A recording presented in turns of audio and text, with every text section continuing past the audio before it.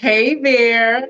Welcome to my first episode of Sip and Chit.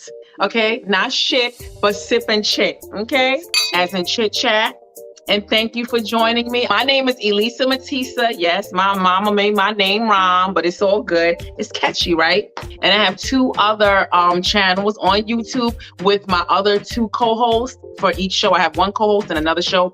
I have another co-host. And I love them girls. Those are my friends. But for this channel, I wanted to just be you and I.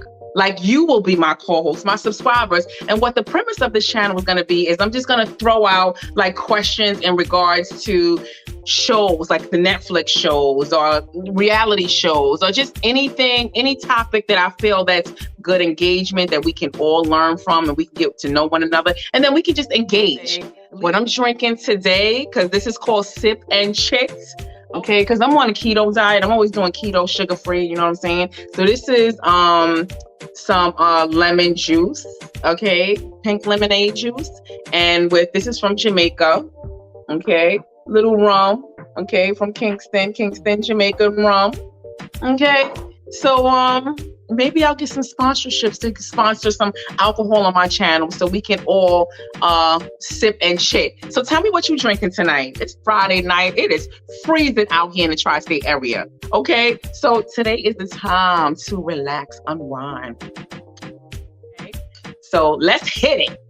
Well, the first show I want to talk about is the Netflix documentary that just came on. I think it's a week old. And I think that is a good discussion topic. And it is called Don't Pick Up the Phone. So my question I'm going to throw out to you is, are low-income, uneducated, highly religious people more susceptible to things like this? Like, okay, so let me tell you something. People are walking around here with IQ deficits. And I give them a pass because, you know, not a lot of people have average and above IQs. Some people really do not know how to think, okay? Okay, so this is how it went. Let me just get my summary together. The suspect would call fast food restaurants and claim to be like a police officer. And the first victim in the documentary was a McDonald's restaurant, okay? So the fake officer would call the restaurant and have the manager on the phone. This one right here, she was the first victim. I don't even know whether to call her a victim, but anyway, he would call the restaurants, the manager would pick up. What he would do is he would say, listen, I'm a police officer and we have reason to believe that one of your employees came in and took money from one of your customers and we can come in and do a strip search. But if you don't want the whole, like, you know, scene going on in McDonald's, I'll have you as the manager do the strip search on your employee. So a police officer would actually describe the victim and say, listen, it was one of your employees. She has blonde hair, glasses, blue eyes. So he would actually describe somebody. And then the manager would go to take the woman in the back and conduct a whole strip search while she's on the phone with a pseudo police officer. And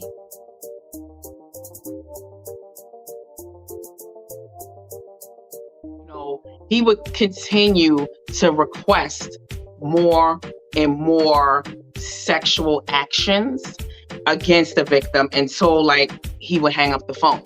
And the manager would actually told the poor girl to strip. She had no clothes on at all. Not only did she not have no clothes on, he commanded the manager to tell the girl to jump up and down, see if anything falls out of her vagina, keep jumping. And the poor girl was jumping, doing it. And then when people would walk into the office, she had her apron to cover up. The manager was actually going along with it. It was a woman. And then guess what? The manager had to go to the front and conduct McDonald's business, flipping burgers or whatever she was doing. And then the officer said, can you get somebody else to watch her to make sure she doesn't steal and make sure that she doesn't try to keep hiding whatever she supposedly stole? Guess what the manager did? She actually called up her fiance. He came up to the restaurant, came to the back, watched the poor girl as she's naked while the manager goes to the front. And then he's on the phone with the pseudo officer, and the officer is telling him, listen, okay, have her, jump up, do this, have her give you oral sex, have her see what size bra she wears, see all like, and it doesn't, he was actually getting oral sex. Now, my question is this, I mean, how doesn't it dawn on this fiance or even the McDonald's manager that something fishy is going on? Like, come on. Like, you actually had the poor young girl giving you oral sex. Okay. And what do you think? Should he have been convicted? Do you think that the fiance who they did an investigation on and they found out that he had nothing to do with this police officer, he wasn't in cahoots with him or anything, do you think that he should have been brought up on charges? Because he was later convicted and he had to register as a sex offender and he was convicted of like rape or something. But I don't think he did like a massive amount of time. I think it was like 5 years probation or 5 years prison time, one of the two. But do you think that he should have been brought up on, like, you know, he should have been convicted? Or do you think it had to do with stupidity? Or do you think it had to do with them being just dumb? Not dumb. I don't want to say that they were dumb. How doesn't this manager realize that something fishy is going on? Like, you really had this poor girl stripping naked. And I'm sorry, if when I was 18, there's no way a manager would tell me to strip butt naked and start jumping up and down and giving oral sex. And you know what the question I have? Is she still with the fiance? Did she still stay with him after? I wonder when they got home, did he tell her that, listen, I got oral sex from this like poor 18-year-old? I know it gets to a certain point where they won't release that much information, but I'm curious to know, was he getting off on this? Was he enjoying it? Did he ejaculate? Was he erect? Was he enjoying it? Because if so, obviously a lot of evidence went into that to lead to a conviction. So I believe that all of that took place. But just let me know your thoughts on that. I'm curious to know. Gotta take my sip to continue to chat victim, because apparently this fake police officer was calling around to like over 70 restaurants, okay? And doing this to Wendy's, Walmart, like McDonald's, and obviously the restaurant chains, the franchises, the Walmarts were not alerting the managers and the employees that this is taking place. So as you know, eventually they were sued for millions of dollars and the victims actually won. Like the girl right here, who was the one from McDonald's and then did the oral sex and all that other stuff. And she actually took the case to court, sued McDonald's, won for $200 million.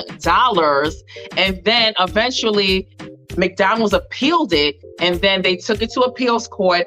It got reversed in McDonald's favor, but they were still ordered to pay this young woman $2 million. So, I mean, she still got paid for her trauma. Like, what do you think? What are your thoughts on this? Do you think that being from a low income, like, places are targeted for this type of stuff and they're easy targets? Do you think it has a lot to do with religion? Do you think it has a lot to do with the uneducated? Or do you think they're just plain dumb? Like, what do you think? In case you haven't watched the show, I'm going to tell you how it ends. They actually figure out who's doing the calls because they link it to calling cards. They figure out that the calling cards were linked to a Walmart.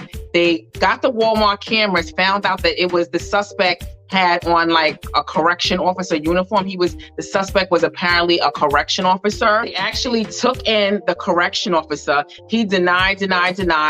Apparently, he admitted to purchasing the calling cards, but he did not admit to making the phone calls. So eventually they took it to court. He pled not guilty. And guess what the outcome was that they ruled? Not guilty. See, this is what I think the problem was. That detective that they had on this case, he was operating way too fast. What he should have did was waited and not even pounced yet. He should have waited in the cut somewhere to see when he actually does this again to someone else. It wasn't like he was going killing people. He was making phone calls. They should have put a trail on him to catch him right in the act. But they questioned him way too fast, where it immediately stopped. And then he pled not guilty, and the jury found him not guilty. And this is why the feds have such a high rate of convictions, because they take their time. They trail people for weeks and years and long term. Whereas the state cases, city cases, they'll have circumstantial evidence and they taking it to court. And it's kind of like almost like a lose-lose situation where they're going to lose. And the suspect will be right on the streets again. And come on, this guy was absolutely, the predator in this case. So tell me what you think. And do you think these managers were easy targets, and that they were from low-income housing? They just, followed along with authority figures because they don't want to lose their job. They got to make ends meet. They got to put food on the table. Or do you believe that it has a lot to do with religion, them not wanting to, fearing God might strike them if they don't go along with the authority figure? Or do you believe it has a lot to do with their IQ deficit, the deficiency that I believe? I think it has a lot to do with everything. And it's a shame that, people are walking around here sheltered and not being exposed to the elements. And, just like with the victims, I think it's the same thing. It's like these victims, 18 years old, not having a clue about the real life and the evil that's out there. And, just being a shelter life. And then you know what I believe too? This is what a lot of politicians play on too. This is how they get people on their side, you know what I'm saying? And get crooked people in, politics and running the world, because they prey on the low income, the people that have big dreams, big wishes, and they can't make it happen. So they hoping that it'll come from other ways. So subscribers, tell me what you believe this has a lot to do with. Does it have a lot to do with the low income and people just being desperate to make a dollar, put food on the table? They don't want to lose their job, so they have to listen to authority figures. Do you believe that it has a lot to do with being uneducated, which I think goes hand in hand? Low income, uneducated, it's unfortunate, it's expensive to get an education. Or do you believe it has a lot to do with stupidity as far as the victim and the manager? Come on. Listen, I don't want to judge, but when I was 18, there's no damn way that a manager would have me strip searching in a back room in these little tight rooms, having me jumping up and down and giving your fiance oral sex at 18. It's not even such, she 5. You 18? Oh my God. But every episode, I want to end this with a toast. Cheers. There is no one more powerful than a person that is determined to rise when necessary. So rise up when you feel it's needed. Okay? That's what you call strength. Okay? Thank you for watching. Don't forget to hit that subscribe button. Tell me what you want to discuss for the next episode, and leave your comments down below and tell me what you think about the Netflix show. Tell me what you think about the managers. Tell me what you think about the victims. Tell me what you think about the suspect. Do you think he was guilty? Do you think he was innocent? What do you think? Let's engage.